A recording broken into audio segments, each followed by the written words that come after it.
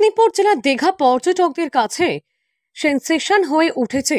শীত, গ্রীষ্ম ও বর্ষা সব ঋতুতেই দীঘা পর্যটকদের কাছে সমানভাবে আকর্ষণীয়। তবে দীঘা জগন্নাথ মন্দির উদ্বোধনের পর এক ধাক্কায় দীঘায় পর্যটকদের ভিড় বেড়েছে কয়েক গুণ। দীঘায় পর্যটকদের সংখ্যা যতই বাড়ছে ততই দীঘার চারপাশে সৌন্দর্যায়নে জোর দিয়েছে প্রশাসন।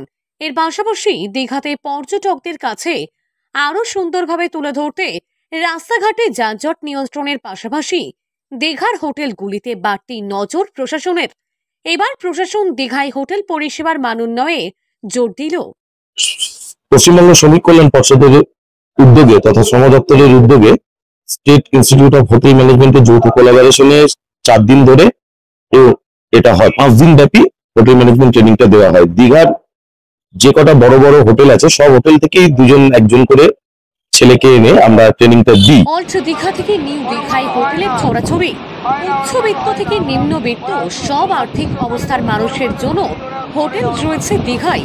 কিন্তু পর্যটকদের অভিযোগ বিস্তর দীঘার হোটেলগুলির পরিষেবা নিয়ে।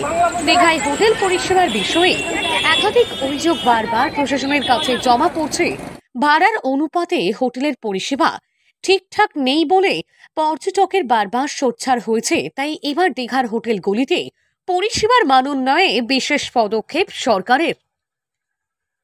সরকারের উদ্যোগে রাজ্য শ্রম দপ্তরের ব্যবস্থাপনায় ও স্টেট ইনস্টিটিউট অফ হোটেল ম্যানেজমেন্টের তত্ত্বাবধানে দীঘার হোটেলগুলির কর্মীদের নিয়ে একটি 4 দিনের কর্মশালা আয়োজিত হয়।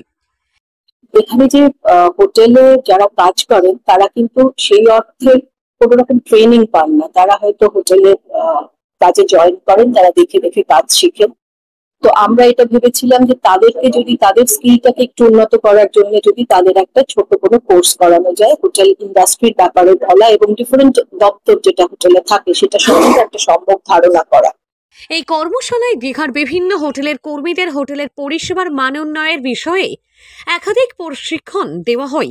পর্যটকদের সঙ্গে কিভাবে ব্যবহার করা হবে, পর্যটকদের জন্য রুম কিভাবে সাজিয়ে রাখা যাবে, কিভাবে খাবার দাবার পরিবেশন থেকে শুরু করে হোটেলের বিষয়ে একাধিক প্রশিক্ষণ দেওয়া হয় কর্মীগুলিদের। প্রতিটি হোটেল থেকে 2 জন কর্মীকে এই প্রশিক্ষণ দেওয়া হয়েছে। প্রসঙ্গত, জগন্নাথ মন্দির উদ্বোধনের পর দীঘায় পর্যটকের সংখ্যা বেড়েছে প্রচুর পরিমাণে।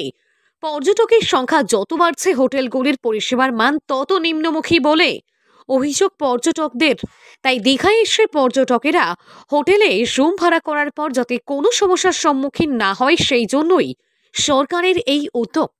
পূর্ব মেদিনীপুর জেলার দীঘা থেকে সৈকত শ্রীর রিপোর্ট, লোকাল 18 বাংলা।